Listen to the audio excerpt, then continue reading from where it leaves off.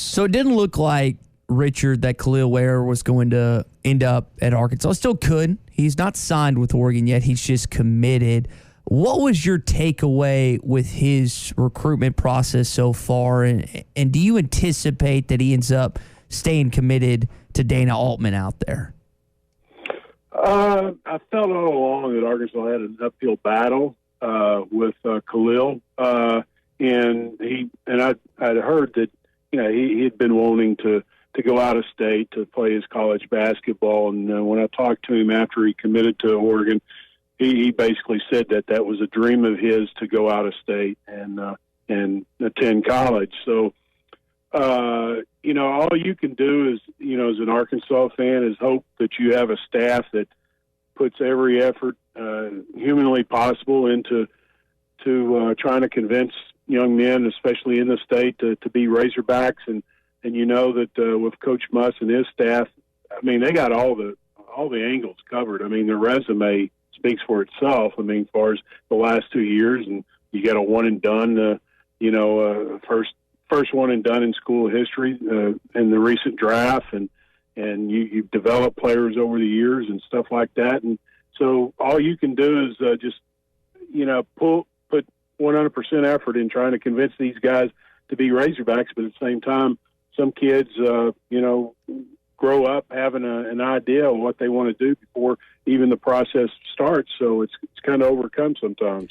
One of his teammates, Nick Smith, is also undergoing that process, another 4 or 5-star kid, depending on the recruiting service you like. And he's listed his final 8, and Alabama, Kentucky, and some other schools on that list. Richard, from the sense you get with talking with Nick and his family, where's Arkansas in the pecking order right now? I've always been told that they're going to be in the hunt to the final day. I mean, whenever that is, he makes a decision. Now, does that mean that he's coming? I mean, obviously not. He's still going to make some visits. He's scheduled to make an official visit to Arkansas September 10th and 12th for the Texas game. So obviously that's a plus, but you hear different things, and there's all kinds of rumors, but sometimes sometimes they're true, sometimes they're not. But whether or not he's a Razorback or not, I guess we'll have to wait and see. But right now, I mean, there's like I said, rumors out there that kind of indicate things are not so good chances for Arkansas's chances, but at the same time, that's not coming from him directly, so we don't know. Yeah, and give the audience an idea, because I've heard varying opinions, but all of them are really high with Nick on where he kind of stands, say, with other in-state players that some have went out of state. You got Gafford and Moses Moody and guys that have come in-state. Where would you put Nick Smith in that conversation with Gafford and Moody and Monk, and I mean, keep going down a list of great in-state players? I always find it interesting where former Razorbacks and people that know basketball, kind of rank Nick Smith in that conversation. Where do you think he is amongst some of these, big basketball names that have come out of this state? Well, he would definitely be up there. He's a guy that can really do it all. I mean, he's not gonna. He's kind of like Moses Moody a little bit. He's not just going to blow you away with athleticism, but he's still a good athlete, and he doesn't have any problem going to the lane and going to the basket. That's for sure. He can definitely get to the basket, but he can stroke it from outside. He's just got a great overall game, and just seeing his physical maturity over the last few years is quite impressive. He's starting to fill out, and you're starting to see a guy that his body is starting to get to that college level. Yeah. Richard, one of the interesting stories was on the football side from a recruiting standpoint. One I haven't really heard before happened, and that was Manny Powell's story, who is from Canton, Ohio, 3-star linebacker. He is moving for his senior year of high school to Fayetteville High School, going to play there, and he's committed to the Razorbacks. I don't think I've ever heard of a recruiting story before where a high school athlete moves to the city where he's going to play college the next year. Him and his mom fell in love with Fayetteville. Tell us more about Manny Powell, the the three-star linebacker from Ohio, 6'3", 225, that's now going to play his final year of high school for the Fayetteville Bulldogs. Well, I think some of that started when his high school coach and some of the members of the staff got let go over a controversial situation at the school, and he tweeted out that he would be playing his high school senior year somewhere else, and I think that obviously got him to looking at options, and evidently Fayetteville came up in the discussion and said, "Hey, let's move to Fayetteville." I mean, hey, if you're Arkansas and you're Coach Shear, the linebackers coach, you're feeling pretty good about your chances about keeping him as a commitment. So evidently, that's the situation at his school kind of got things rolling and towards that direction. And hey, when you visit when you visit Fayetteville, and you're able to see the surrounding area, and then you read up on it and talk about the quality of life, low crime rate, things of that nature. Hey, as a parent, that's very attractive. Do you ever recall in any sport, anywhere, anything of this nature happening before where someone moved from several states away to play high school in their final year near their college commitment? Thought it was going to be Malik Monk. I don't recall. For Arkansas, I think it might have happened elsewhere.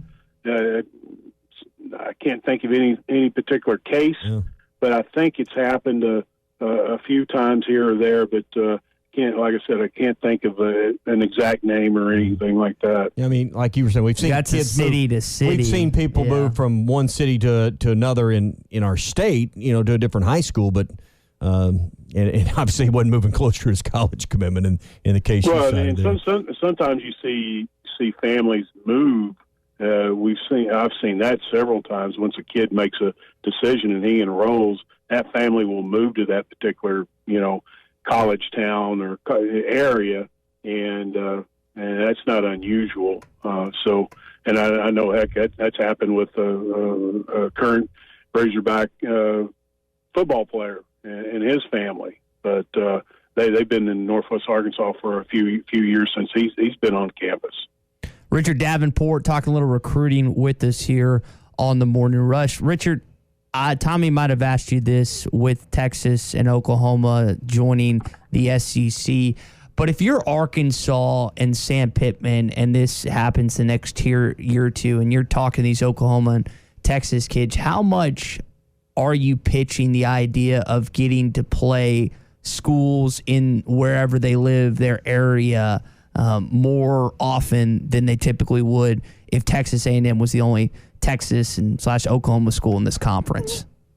Yeah, that's an advantage. I mean, kids, say an Oklahoma's not recruiting you, and you go into Oklahoma and you're talking to a young man and saying, "Hey, we're going to be back. We're going to be playing in your home state in a couple of years. So when you're a Razorback, you're going to be coming home once in a while, and you're going to be able to play." Talked to an assistant coach at Arkansas, a former assistant coach at Arkansas recently, and he brought that up about a situation in Texas where a kid wasn't offered by one of the in-state schools, and he wanted to go to Arkansas because he was going to be playing one of those schools, and that is an attractive thing. Yeah, I know Jared Cornelius. He loved playing LSU, always seemed to show out against the Tigers as a Louisiana kid. And it goes for Texas kids, goes for Oklahoma kids, and whatever it may be. Another question I would ask, with Greg Sankey kind of pounding the gavel as of late that the SEC was patient and ended up really saving college football this past year, do you think high school athletes are also taking it into account that the SEC seems to be on the forefront of every big and right decision when it comes to college football? There's no doubt it's noticed. I talked to a mom, and she was very impressed with how Sankey and the SEC went about things last year. That was very important for her, and I'm sure that she's not the only one. And when you hear Sankey talk, I mean, you're so impressed with, just what he says and how he says it and the in depth that he goes. And, describing, a decision-making process, and that gives you a lot of confidence as a young man, and especially as a parent, that they're doing everything possible to make sure that their student athletes are going to be able to compete in a safe manner. Richard, we always appreciate your time on Thursday, on a Recruiting Thursday, and we'll do it again a week from now, man. All right, guys. We'll see you. Have a good day. Good stuff from Marty as always. All right.